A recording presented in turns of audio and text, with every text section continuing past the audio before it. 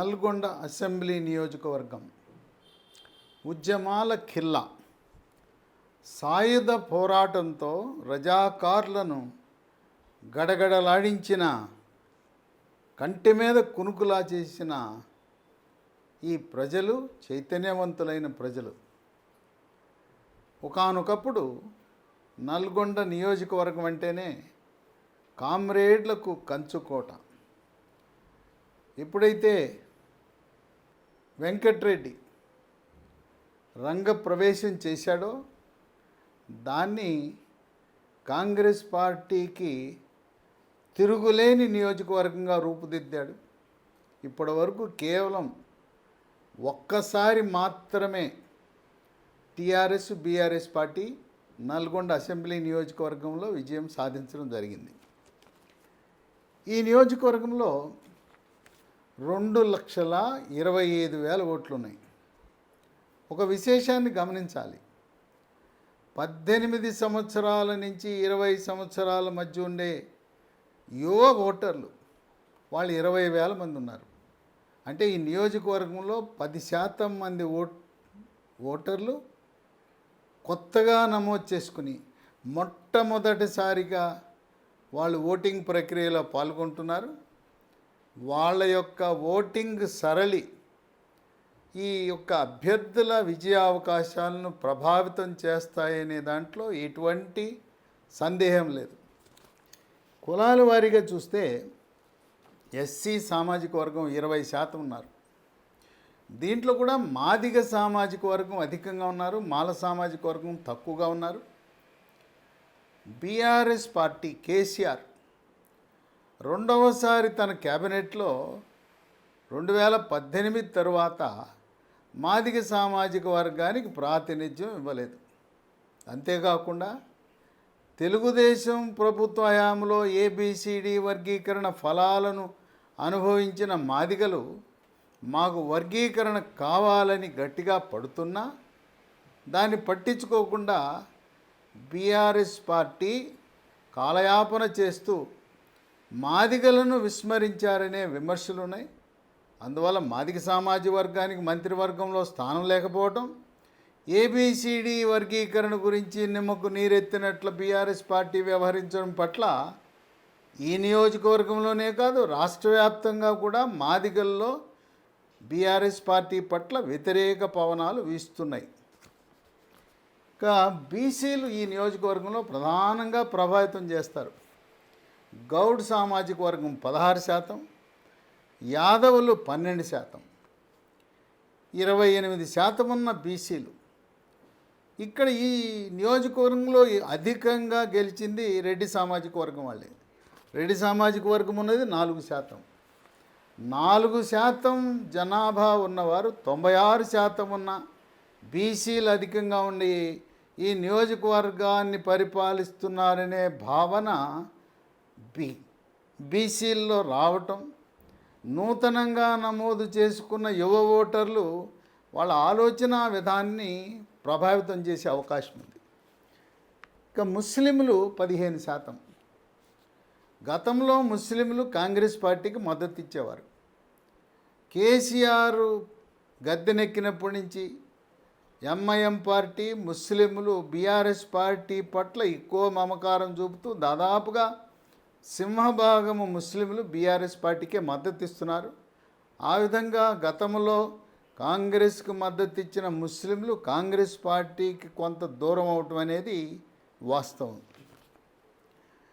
ఈ ప్రస్తుత శాసనసభ్యుడు బీఆర్ఎస్ పార్టీ కంచర్ల భూపాల్ రెడ్డి, ఆయన మళ్ళీ తన అదృష్టాన్ని 2023లో కూడా పరీక్షించుకోబోతున్నాడు. కంచర్ల భూపాల్ రెడ్డి తెలుగుదేశం పార్టీ ఆవిర్భావం నుంచి కూడా తెలుగుదేశం పార్టీలో గట్టిగా పనిచేస్తూ అంచెలంచెలుగా ఎదిగి 2014 సంవత్సరంలో నల్గొండ నియోజకవర్గం నుంచి తెలుగుదేశం పార్టీ తరఫున పోటీ చేస్తానని చంద్రబాబు నాయుడిని అభ్యర్థించడం జరిగింది. ఆయన భూపాలరెడ్డికి ఏం చెప్పారంటే ఇది బీజేపీ వాళ్ళు అడుగుతున్నారు, బీజేపీ వాళ్ళకి ఇచ్చేసాం అని చెప్పి తెలుగుదేశం పార్టీ టిక్కెట్ రాని కారణం వల్ల కంచర్ల భూపాలరెడ్డి ఇండిపెండెంట్గా 2014లో పోటీ చేశాడు. విశేషం ఏంటంటే 2014లో కోమటిరెడ్డి వెంకటరెడ్డి విజయం సాధించిన రెండవ స్థానంలో ఇండిపెండెంట్గా కంచర్ల భూపాలరెడ్డి. టీఆర్ఎస్ పార్టీ మూడవ స్థానానికి వెళ్ళిపోయింది. టీఆర్ఎస్ పార్టీ తరఫున దుబ్బాక నరసింహారెడ్డి 2014లో పోటీ చేసి మూడవ స్థానానికి వెళ్ళిపోయాడు. ఆ విధంగా కంచర్ల భూపాలరెడ్డి 2018లో మొట్టమొదటిసారిగా బీఆర్ఎస్ టీఆర్ఎస్ పార్టీ తరఫున పోటీ చేయటం, కోమటిరెడ్డి వెంకటరెడ్డి వరుస విజయాలతో దీన్ని కంచుకోటగా మార్చాడు. 99, 2004, 2009, 2014 వరుసగా 4 సార్లు విజయం సాధించిన తర్వాత 2018లో ప్రజలు జనం ఏమనుకున్నారంటే ఏమున్నది కోమటిరెడ్డి వెంకటరెడ్డికి నల్లేరు నడకే, కంచర్ల భూపాలరెడ్డికి ఆయన ఏమున్నది, ఆయనకి రాజకీయ అనుభవం తక్కువ అనుకున్నారు. అప్పుడు కేసీఆర్ రంగంలో దిగి నల్గొండని నేను దత్తత చేసుకుంటున్నాను, ఇక్కడ కంచర్ల భూపాలరెడ్డి కాదు నన్ను చూసి ఓటేయండి అని చెప్పి ప్రజలకు హామీ ఇచ్చి దత్తత చేసుకుంటున్నాను, మీ అభివృద్ధికి కంకణబద్ధుడై ఉన్నానని చెప్పి సునాయాసంగా కంచర్ల భూపాలరెడ్డి గెలవడానికి కారణం కేసీఆర్ నల్గొండ అసెంబ్లీ నియోజకవర్గాన్ని దత్తత చేసుకోవడమే కారణం. కాంగ్రెస్ పార్టీ తరఫున కోమటిరెడ్డి వెంకటరెడ్డి ఈయన 2018లో ఓటమి చెందిన తరువాత భువనగిరి లోక్సభకు పోటీ చేశాడు. భువనగిరి లోక్సభ పోటీ చేస్తే అక్కడ బీఆర్ఎస్ పార్టీ తరఫున పోటీ చేసిన డాక్టర్ బూర నర్సయ్య గౌడ్ మీద 4500 మెజారిటీతో గెలిచాడు. చాలా స్వల్ప మెజారిటీ. అక్కడ కూడా గుర్తుల ప్రభావం వల్ల రోటీ మేకరు, రోడ్ రోలరు, ఆ గుర్తులు బూర నర్సయ్య గౌడ్ ఓట్లను కొలగొట్టేసినాయి. అందువల్ల కోమటిరెడ్డి వెంకటరెడ్డి విజయం సాధించాడని విశ్లేషకులు భావిస్తారు. ఎప్పుడైతే కోమటిరెడ్డి వెంకటరెడ్డి భువనగిరి లోక్సభకు వెళ్ళిపోయాడో అది నల్గొండ అసెంబ్లీ నియోజకవర్గానికి దూరం అయ్యాడు. దాదాపు 4.5 సంవత్సరాల పాటు నల్గొండ అసెంబ్లీ నియోజకవర్గం మీద అసలు కన్నేయలేదు, మమ్మల్ని చూడలేదనే ఆరోపణలు కూడా ఉన్నాయి. అయితే కోమటిరెడ్డి వెంకటరెడ్డి ఆయన ఇప్పటికి కూడా ఒక మంచి పేరుంది. ఆయన ఆపదలో ఆదుకుంటాడు, సేవ చేస్తాడు అనే ఒక భావం ఉంది. ఆయన కుమారుడు 2011 సంవత్సరంలో దురదృష్టవశాత్తు ఔటర్ రింగ్ రోడ్డు ప్రమాదంలో చిక్కుకుని మరణించడం జరిగింది. తన కుమారుడి పేరిట ప్రతీక్ ఫౌండేషన్ అని ఒకటి ఏర్పాటు చేసి అనేకమైన ధార్మిక సేవా కార్యక్రమాలు ప్రారంభించాడు. దాంట్లో భాగంగా నల్గొండలో గవర్నమెంట్ బాయ్స్ జూనియర్ కాలేజీ, అలాగే వొకేషనల్ జూనియర్ కాలేజ్ గర్ల్స్కి, ఆడపిల్లలకి 2 కూడా తన సొంత నిధులతో దాదాపు 3,50,00,000 వెచ్చించి కట్టడం, సేవా కార్యక్రమాల్లో భాగంగా అంబులెన్సుల నిర్వహణ, జాబ్ మేళాలు నిర్వహించటం, ఈ రోడ్డు భద్రత గురించి, డ్రైవింగ్లో తీసుకోవాల్సిన జాగ్రత్తల గురించి అవగాహన కల్పించడం, ఇలాంటి సేవా కార్యక్రమాల్లో ప్రజలను ఆకట్టుకుంటున్నాడు. కోమటిరెడ్డి వెంకటరెడ్డి 2009లో వైఎస్ రాజశేఖర రెడ్డి క్యాబినెట్లో మంత్రిగా పనిచేశాడు. ఉద్యమము ఉవ్వెత్తున ఎగిసిపడుతున్న తరుణంలో 2011లో తన మంత్రి పదవి కూడా ఉద్యమానికి మద్దతుగా రాజీనామా చేశాడు. ఆ విధంగా తన మంత్రి పదవిని త్యాగం చేశాడనే ఒక మంచి పేరు కేవలం నల్గొండ శాసనసభే కాకుండా తెలంగాణ ప్రాంతంలో ప్రజలను ఆకట్టుకున్న విషయం. అయితే కోమటిరెడ్డి వెంకటరెడ్డికి ఒక రకంగా స్వపక్షంలో విపక్షం లాంటి వాడు దుబ్బాక నరసింహారెడ్డి. దుబ్బాక నరసింహారెడ్డి కూడా ఆయన 2009లో మొట్టమొదటిసారిగా పీఆర్పీ పార్టీ తరఫున పోటీ చేసి ఓటమి చెందాడు. తదుపరి ఉద్యమంలో చేరాడు. ఉద్యమంలో చేరి 2014లో నల్గొండ అసెంబ్లీ నుంచి పోటీ చేసి టీఆర్ఎస్ పార్టీ తరఫున ఓటమి చెందాడు. అది 3వ స్థానానికి నెట్టబడ్డాడు. 2018 వచ్చేసరికి దుబ్బాక నరసింహారెడ్డి కాంగ్రెస్ పార్టీలో చేరి కోమటిరెడ్డి వెంకటరెడ్డికి మద్దతు ఇచ్చాడు. కోమటిరెడ్డి వెంకటరెడ్డి రేవంత్ రెడ్డి నియామకం పట్ల గుర్రుగా ఉన్న సమయంలో ఈ దుబ్బాక నరసింహారెడ్డి రేవంత్ వర్గంలో చేరాడు.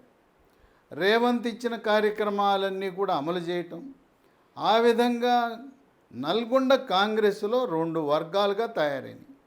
ఒకటి రేవంత్ దుబ్బాక నరసింహారెడ్డి, మరొకటి కోమటిరెడ్డి వెంకటరెడ్డి వర్గం. దుబ్బాక నరసింహారెడ్డి హృదయపూర్వకంగా కోమటిరెడ్డి వెంకటరెడ్డికి మద్దతు ఇచ్చి పనిచేస్తే కోమటిరెడ్డి వెంకటరెడ్డి విజయం నల్లేరు మీద నడకవుతుందని విశ్లేషకులు భావిస్తున్నారు.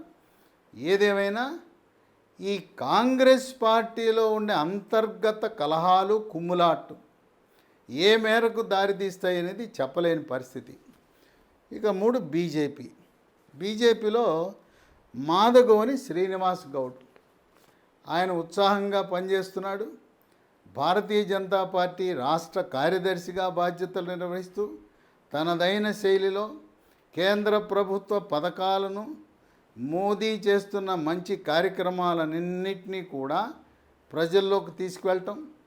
మహబూబ్ నగర్ సభకు వచ్చినప్పుడు సమ్మక్క సారక్క పేరిట ట్రైబల్ యూనివర్సిటీ, గిరిజన యూనివర్సిటీ ములుగులో ప్రారంభించడం, ఉమ్మడి నిజామాబాద్ జిల్లా హెడ్ క్వార్టర్స్ అయిన నిజామాబాద్లో జాతీయ పసుపు బోర్డు ఏర్పాటు చేయటం, ఈ 2 కూడా తెలంగాణలో ఉండే ఓటర్లను ప్రభావితం చేసి బీజేపీ గ్రాఫ్ పెరిగే అవకాశం ఉంది.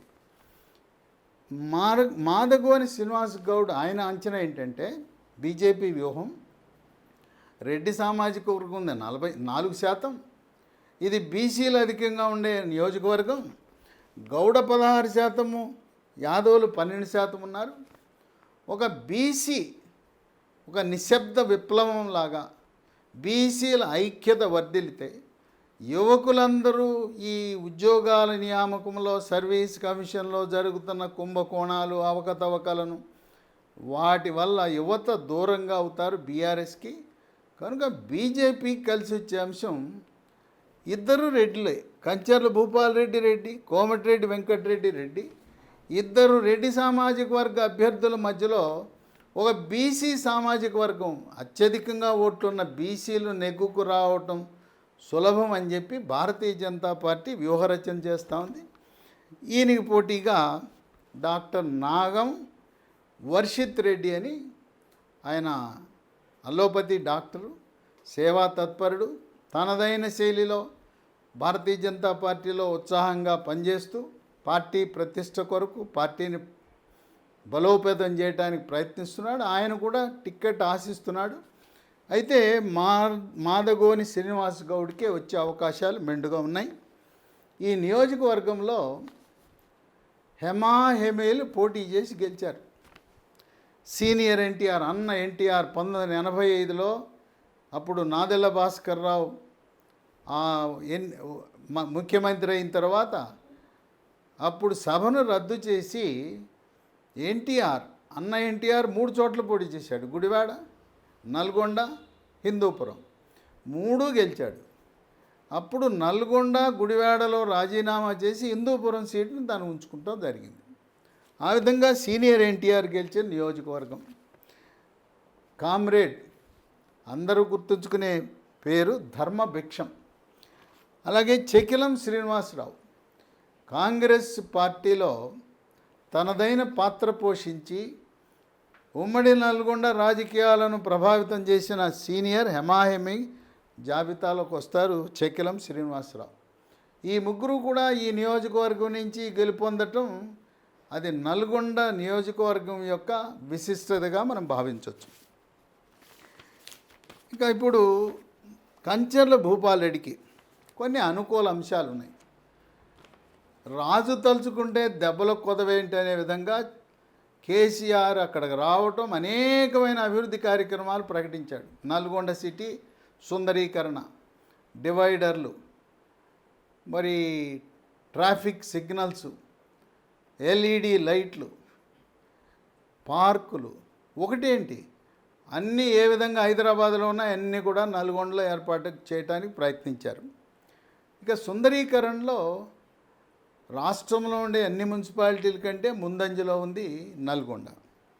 నల్గొండలో ఒక ప్రభుత్వ మెడికల్ కాలేజ్ ఏర్పాటు, దాని అభివృద్ధి, దానికి అనుబంధంగా ఒక 1000 పడకల hospital, general hospital, super speciality అభివృద్ధి చేయటం కూడా కలిసి వచ్చే అంశం. అయితే కంచర్ల భూపాల్ రెడ్డికి కొన్ని ప్రతికూల అంశాలు కూడా ఉన్నాయి. ఇక్కడ ఈ సీటు కోసం చాలామంది ఆశించారు. ప్రస్తుత శాసన మండలి చైర్మన్ గుత్తా సుఖేందర్ రెడ్డి కుమారుడు గుత్తా అమిత్ రెడ్డి, ఆయన ఎన్ఆర్ఐ, ఆయన కూడా పోటీ చేయటానికి ప్రయత్నించాడు. సీట్ ఇస్తే నేను సై అన్నాడు. ఇక ఆయనతో పాటు మరొక నల్గొండ కౌన్సిలర్గా పనిచేస్తున్న పిల్లి రామరాజు యాదవ్, ఈయన కూడా సేవా తత్పరుడు, ఆర్థిక వనరులు బాగున్నాయి, మరి బీసీల్లో మంచి పట్టుగల వ్యక్తి, ఆయన కూడా ప్రయత్నించాడు. ఆయనతో పాటు చాడా కిషన్ రెడ్డి, ఈయన కూడా ఉద్యమకారుడు, ఆయన కూడా సీటు ఆశించాడు. అంటే సీటు ఆశించిన వ్యక్తులు ఎక్కువగా ఉన్నారు. ఇక భూపాల్ రెడ్డి మీద ఉన్న ఆరోపణ ఏంటంటే ఈయన తెలుగుదేశం పార్టీ నుంచి వచ్చాడు, ఉద్యమకారుడు కాదు. తెలంగాణ రాష్ట్రం ఏర్పడిన తర్వాత వచ్చి ఎమ్మెల్యే అయ్యాడు. ఇప్పటికీ కూడా తెలుగుదేశం కోటరీ ఆయన శిష్యులు వాళ్ళే నడుపుతున్నారు. ఉద్యమకారులను, కవులు, కళాకారులను 2001 నుంచి 14 సంవత్సరాల పాటు అహర్నిశలు కష్టపడిన కార్యకర్తల్ని, నాయకులను విస్మరిస్తున్నాడనే ఒక విమర్శ ఉంది. కోటరీ భూదందాలకు, సెటిల్మెంట్కు పాల్పడుతుందనే ప్రతిపక్షాలు ఆరోపిస్తున్నాయి.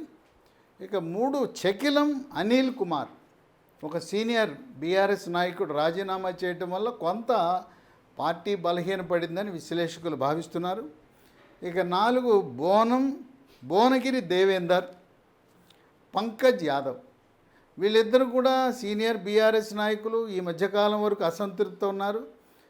వాళ్ళిద్దరిని బుజ్జగించడానికి బీఆర్ఎస్ హైకమాండ్ నామినేటెడ్ పదవులు ఇచ్చినా ఏ మేరకు సహకరిస్తారనేది ప్రశ్నార్థకమని అక్కడ ప్రజలు భావిస్తున్నారు. ఇక 5 బ్రాహ్మణ వెలెంల ఉదయ సముద్రం ప్రాజెక్ట్. దీని పనులు నత్తనడుకొని సాగుతున్నాయి. దీని ద్వారా రైతులు సాగునీరు వస్తుందని ఎంతో ఆశించారు. అక్కడ బడ్జెట్ కేటాయింపులు కానీ, పనులు కానీ, ఈ ప్రాజెక్టు చాలా నిదానంగా జరుగుతూ ఉంది. దీన్ని నేను ఒక సుందరంగా తీర్చిదిద్ది పర్యాటక కేంద్రంగా తయారు చేస్తానని చెప్పి కంచర్ల భూపాల్ రెడ్డి ఇచ్చిన హామీ అది ఇంకా నెరవేరలేదు. ఇక 6 కనగలు వాగు మీద చెక్ డ్యామ్. ఇది పెద్ద విషయం కాదు. ఈ విషయంలో కూడా రైతులు, అక్కడుండే ప్రజలు అసంతృప్తి వ్యక్తపరుస్తున్నారు. చెక్ డ్యాముల నిర్మాణంలో కూడా ఇంత జాప్యం ఎందుకు, పెద్ద ఖర్చు కాదనే విషయం, కొంత వ్యతిరేకత దానివల్ల వస్తూ ఉంది. ఇక 7 పానగల్ చెరువు. ఈ పానగల్లు చెరువు చుట్టూ ట్యాంక్ బండ్ నిర్మాణం చేసి, ఆహ్లాదకరంగా చేసి, సుందరీకరణ చేసి, పర్యాటక కేంద్రంగా అభివృద్ధి చేస్తానని చెప్పి ఇచ్చిన హామీ ఇంకా అది నత్తనడకనే నడుస్తూ ఉంది. మాకు ఆ పర్యాటక కేంద్రం ఇంకా కనుచూపు మేరలో ఎక్కడా కనపడటం లేదనే ప్రజల నుంచి విమర్శ ఉంది. ఏదేమైనా ఇప్పుడు 3 పార్టీల మధ్య హోరాహోరీ. వెంకట్రెడ్డి, భూపాల్ రెడ్డి, వీళ్ళిద్దరి మధ్య హోరాహోరీ అనుకుంటున్న తరుణంలో 2 రెడ్ల మధ్య ఒక బీసీ, ఆ బీసీ కార్డు పనిచేస్తే శ్రీనివాస్ గౌడ్ విజయావకాశాలు మెరుగుపడతాయని, ఈ నియోజకవర్గంలో కొంతమంది కోమటిరెడ్డి వెంకటరెడ్డి సీనియర్ నాయకుడు, ఆయనకి ప్రజలతో సన్నిహిత సంబంధాలు ఉన్నాయని భావిస్తున్నా, రాజకీయాల్లో నేడు భారతదేశంలో కులం అనేది ప్రధాన పాత్ర పోషిస్తుంది. 4% ఉన్న రెడ్డి సామాజిక వర్గము, మా బీసీలు తెలంగాణలో 60% ఉన్నాము, 1,60,00,000 ఉన్నాము అనే ఆలోచన బీసీలకు వచ్చినప్పుడు కొంత మార్పు అనేది తప్పదు. ఏదేమైనా నల్గొండ శాసనసభ పరిధిలో ఉండే ప్రజలు, ఓటర్లు చాలా చైతన్యవంతులు. వాళ్ళ యొక్క నాడి పల్స్ ఏ విధంగా ఉంటుంది? ప్రధానమైన పోరు కంచర్ల భూపాలరెడ్డి, కోమటిరెడ్డి వెంకటరెడ్డి మధ్యలో జరిగిన ఈ కులబలం, శ్రీనివాస్ గౌడ్ తన సొంత బలం 16% అంటే గణనీయమైన తన సామాజిక వర్గ ఓట్లు ఉండటం, బీసీలందరూ మద్దతిస్తే శ్రీనివాస్ గౌడ్ కూడా గట్టి పోటీ ఇవ్వబోతున్నాడని విశ్లేషకులు భావిస్తున్నారు. ఏదేమైనా రాష్ట్రంలో ఉండే 119 నియోజకవర్గాల్లో కోమటిరెడ్డి వెంకటరెడ్డి పోటీ చేయటం వల్ల నల్గొండ శాసనసభ ఎన్నిక ఫలితాల పట్ల తెలంగాణ ప్రజలందరూ ఆసక్తిగా, ప్రజల నాడి తీర్పు ఎలా ఉందో ఆసక్తిగా వేచి చూస్తుంటారు.